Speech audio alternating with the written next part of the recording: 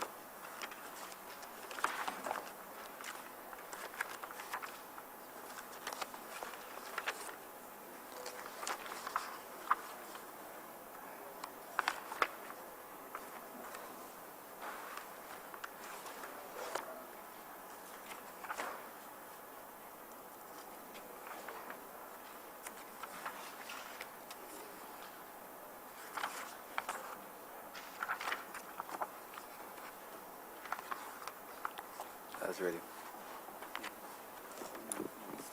The Mr. Strong is going to do a more motion to have a coordinated debate.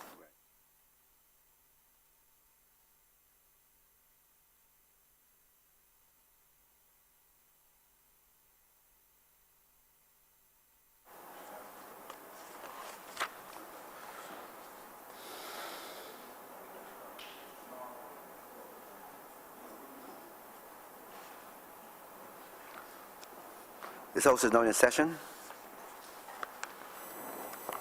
Minutes of Tuesday, 15th of October, to be confirmed. To move that those minutes be taken as read. Question is that those minutes be taken as read. All members in favor say aye. Those against say no. I think the ayes have it. Minutes of October 22nd to be deferred. Those minutes be taken as read. Deferred, sir. Seconded. Question is that those minutes be deferred.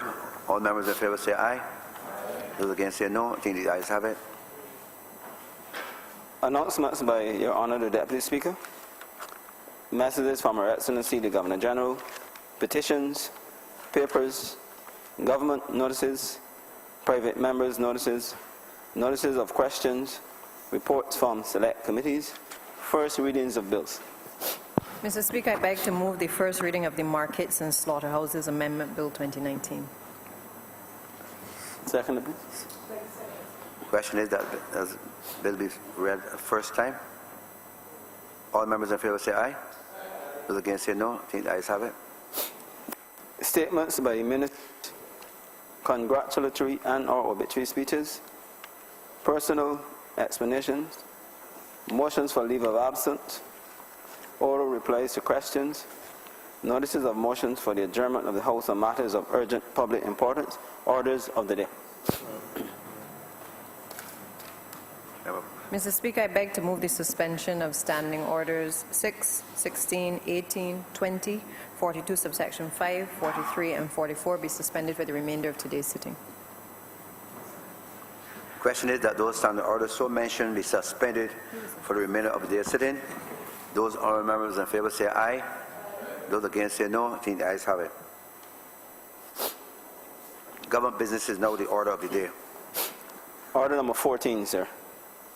In the name of the Honourable Minister in the Ministry of Finance and Investment, to move the passing of a resolution to approve under Section 3.1 of the External Loan Act, Cap 94D, A, the borrowing in the form of the issuance of 2 new series of securities of the sums of up to $580 million in the currency of the United States of America, with the Bank of New York Mellon Corporation as trustee for the purpose of supporting the principal agreement reached to restructure the government's external commercial debt, and B, the establishment of a sinking fund for the redemption of each issue of securities made under the said act, and for the monies necessary to maintain and service that fund.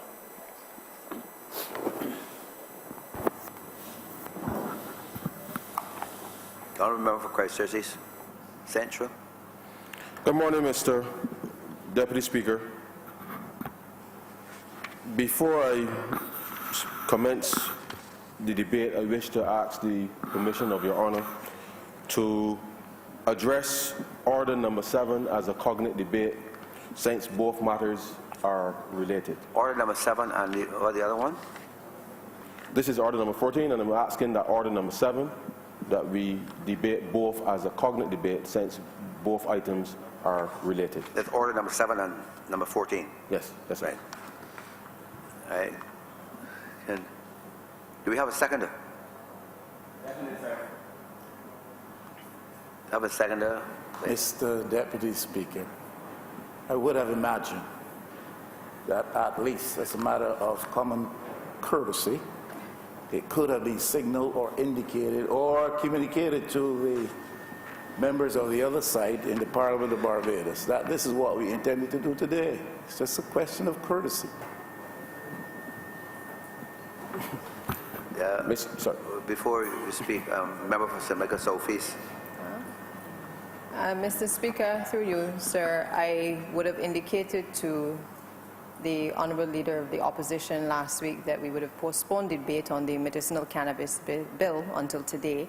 I would have also sent him correspondence via WhatsApp as well to indicate to him what we were doing today.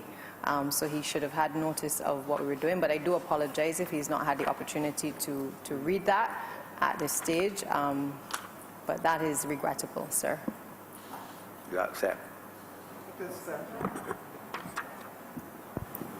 Do I, You accept the apologies? Mr. Deputy Speaker, do I understand the Leader of Government Business to be saying that she communicated to me by whatever means that we were going to do order number 7 today with order number 14 as a cognate debate? Not aware of it, and I apologize if that's the case. Okay. The question is that those two, order number 7 and 14, be taken as a cognate debate. Not aware of it. All members in favour say aye. Those against say no. I think the ayes have it. Member, you can proceed. Thank you very much, Mr. Speaker, Deputy Speaker.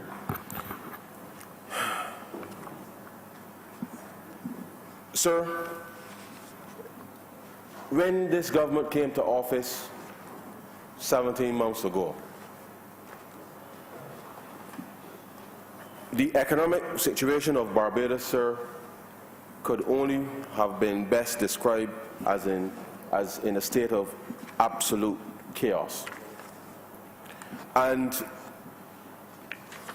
we undertook, sir, a very, very strategic decision as to how we will address and halt the slide, sir, that would have taken place in this country over the last, what would have been over the previous 10 years. And the Honourable Prime Minister, sir, in her usual style, would have gone to the social partnership, sir, to indicate and to build the consensus, sir, more importantly, as to what were the things that we were going to do, sir, to first and foremost save the dollar, restore macroeconomic stability, sir. And I recall, sir, in the meeting on June 1st at the Lloyd Erskine Sandifer Center, to a man, the Prime Minister went around the room and asked all those present, given the state of the economy at that time, and you will note, sir, that that was just less than a week that we would have come to office, that to a man in that room, sir, every single person representing the various interests of Barbadians, whether it was labor or the private sector or within the government of Barbados, sir, to a man and to a woman, agreed that we had to do everything possible to avoid devaluation. During the course of that meeting, sir, the Honourable Prime Minister announced, not just to the social partnership, but certainly to the world, sir, that Barbados will be undertaking a comprehensive debt restructuring in order to restore macroeconomic stability to Barbados. With that announcement, sir, we indicated that we will be suspending both domestic as well as external payments, such that the government of Barbados can then commence good faith negotiations with the creditors in order to bring, sir, back some credibility and stability to the finances of Barbados. What I should point out to you, sir, and repeat, and it has been said in this chamber on many occasions, but given that we have reached this stage now where we've brought this resolution to the chamber to settle our external debt, I must remind the country through you, sir, that at that time, Barbados had just about $400 million in foreign reserves. And because of the many downgrades that we received, sir, between 2013 and 2018, sir, many persons will recall that we entered into a Credit Suisse loan in December of 2013, sir, and with each downgrade, sir, it cost the taxpayers and the people of this country, sir, an additional 0.5% for every downgrade. So that by the time we had reached office, sir, the interest on the Credit Suisse loan was almost 13%. Almost 13%, sir, in real terms. And had we paid the $100 million, sir, in June of last year, and had we not changed the trajectory with respect to how the previous government, sir, how they were managing this Barbados economy, then we knew that we could not save the dollar if we had continued on the path that the previous government had set this country on. And so the decision, sir, to restructure our debt, both the domestic and the external, at that time, sir, was absolutely required, because not only were the state of the public finances in peril, but every Barbadian in this country, sir, takes pride and confidence from the fact that the stability of our dollar, sir, is what gives businesses, individuals, and households in this country, sir, the relative certainty to go about their business.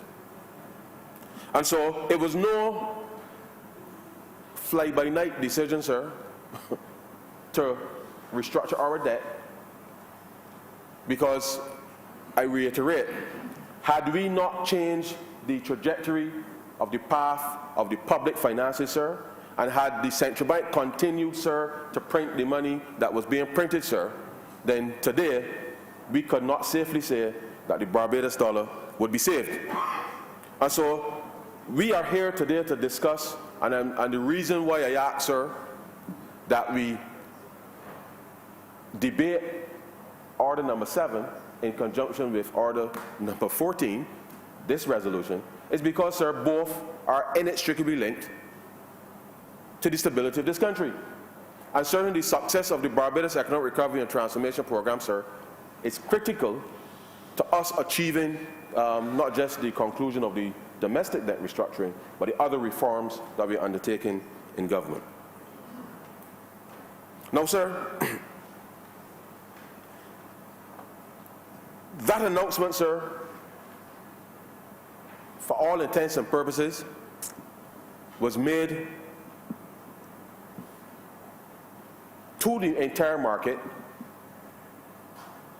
because, sir, as you know, you cannot allow certain information to get into one part of the market and not the next. And therefore, the idea that you could have told the local persons first and not the external, sir, was completely at odds with what is good governance.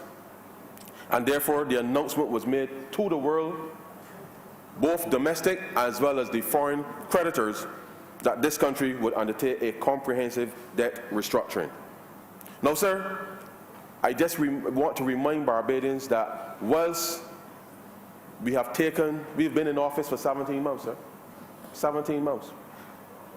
And we concluded the domestic restructuring, sir, having announced in June that we would be pursuing that. We concluded the domestic restructuring, sir, in just over 4 months.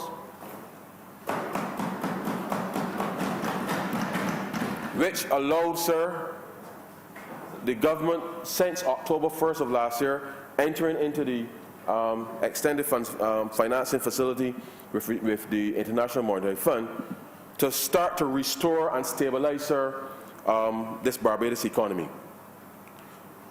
And so for some, sir, what they didn't realize is that because the Prime Minister had engaged very early on with all of the stakeholders, we were able to conclude, sir, the domestic debt in a relatively short space of time, because every single institution in Barbados, financially, every single stakeholder, sir, understood what was required in order to save the dollar. And that the government was going to undertake some serious reforms in order to help support, sir, the sacrifice that was required to maintain the dollar. And because of that urgency, sir, to come to a resolution, the short space of time that we concluded the domestic debt restructuring has to be one of the shortest periods, sir, ever for a comprehensive debt restructuring of any debt, any part of the world. And because we completed it in such a short space of time, sir, questions have been asked about what's happening with the external debt.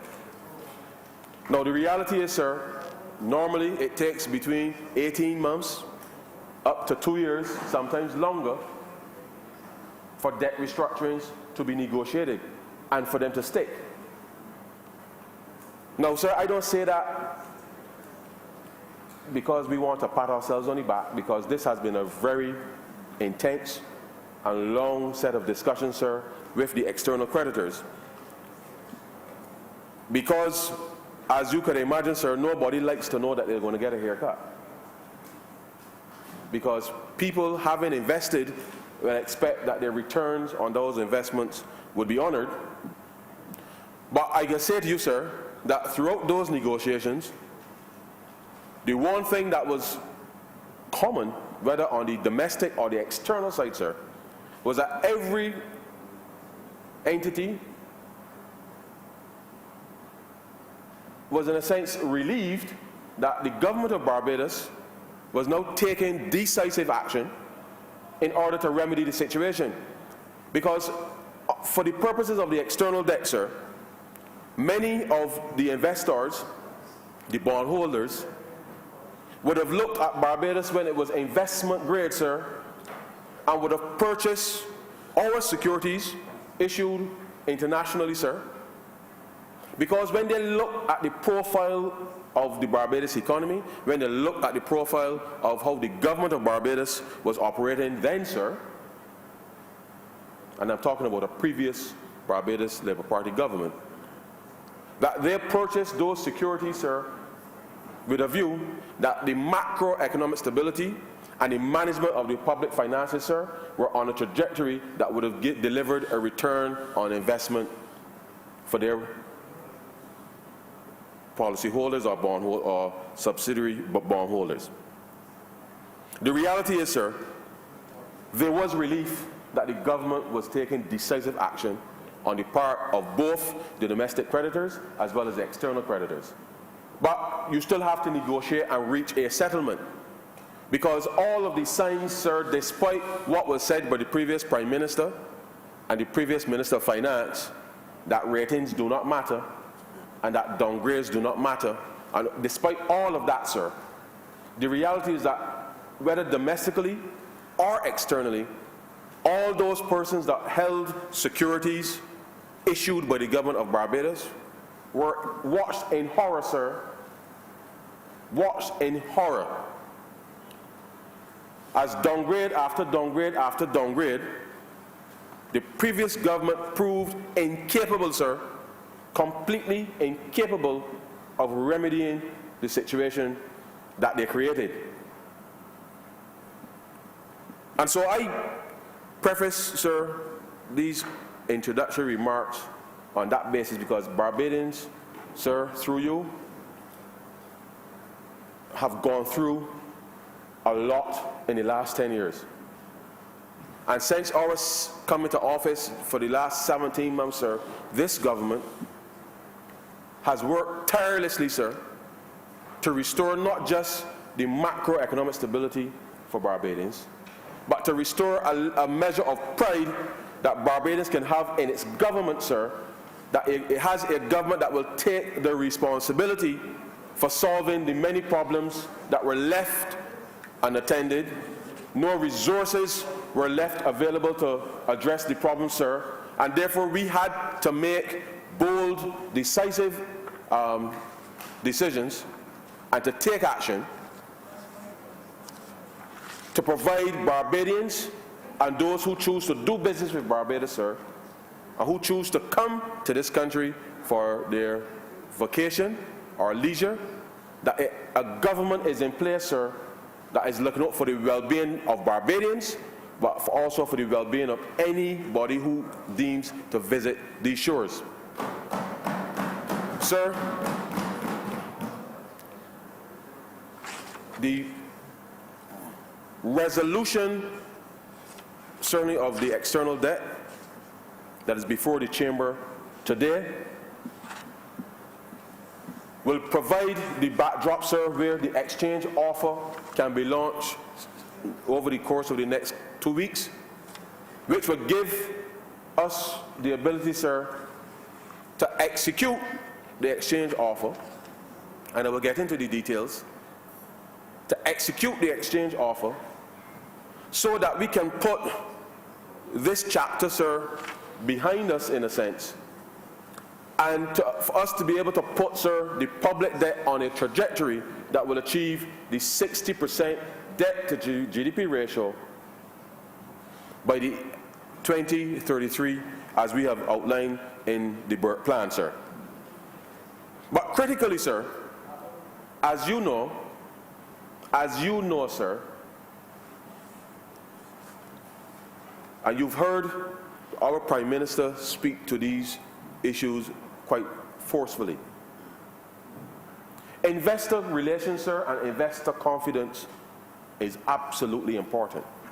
And when you have leaders in the country, sir, no less than a Prime Minister and no less than a Minister of Finance, sir, saying to the world that the creditworthiness of the government of Barbados does not matter, then people take note.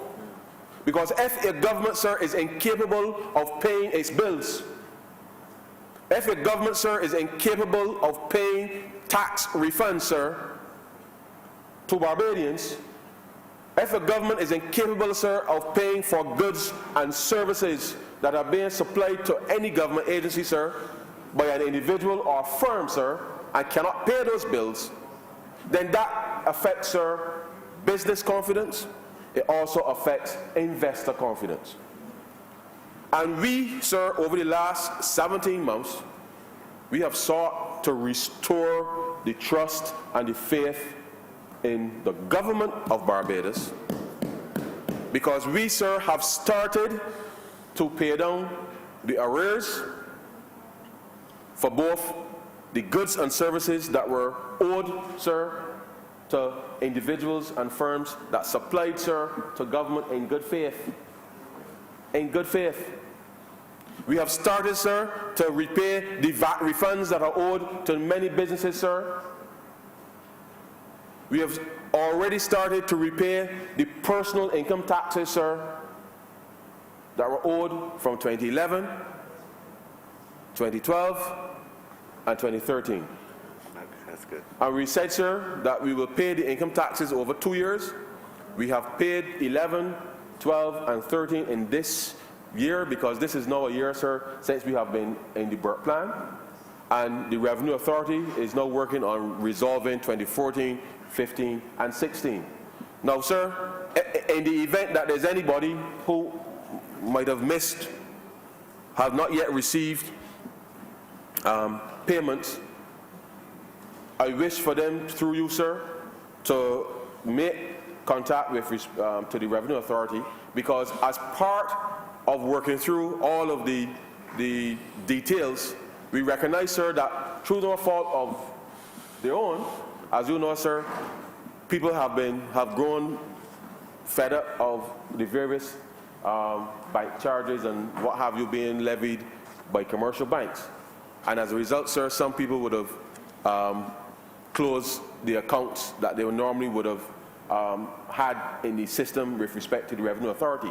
And of course, sir, if you vets or I vets and they're going to close my bank account, the last person I'm thinking about notifying that I close an account is the Revenue Authority. Because under the last administration, sir, there wasn't getting any refunds anyhow. And so therefore, when people made the decisions to close their accounts, yes, obviously they did not establish contact with the Revenue Authority to say, well, I no longer have that account and therefore I'm using XYZ. So we've had to work through some of those details. We really do want to modernize the entire process, sir, and rather than be issuing checks and do all that reconciliation, but we have had to do a lot of that because a lot of persons either moved, and that has been the feature of Barbadians in the last few years, because as persons have had to either move back home with their parents or move to downsize because they couldn't afford their rents. As I said, sir, the last person that you thought about was the Revenue Authority, because as people are living their lives, they're not thinking about notifying the BRA about either bank account arrangements or addresses. But, sir, this government, we are working through those details, and so I'm asking if there are any persons who have not yet received their refunds to establish the communications with the Revenue Authority, because as we go through this second year, we are seeking to address those personal income tax refunds for 2014, 15, and 16. And so we want the process to go as smooth as possible, sir. But, sir, all of this is only possible. All of this is only possible to pay the tax refunds for personal income tax, to pay the VAT refunds, sir, that are owed to too many businesses, sir, over too long a period, to pay people, sir, for the goods and services that they supplied to government in good faith. Small people, sir, as we would say in Barbados, were not paid, and we are working out the payments with respect to resolving those obligations, simply because, sir, we decided as a government that we were going to change the trajectory with respect to the management of the public finances. And the comprehensive debt restructuring, sir, allows us to be able to do that. It allows us as well, sir, for the first time, as you will could appreciate, when we settled the domestic debt a year ago, we received an upgrade, which would have been the first upgrade at that time on the domestic debt, for 3 notches actually. The Prime Minister is reminding me, 3 notches, the first time in a decade.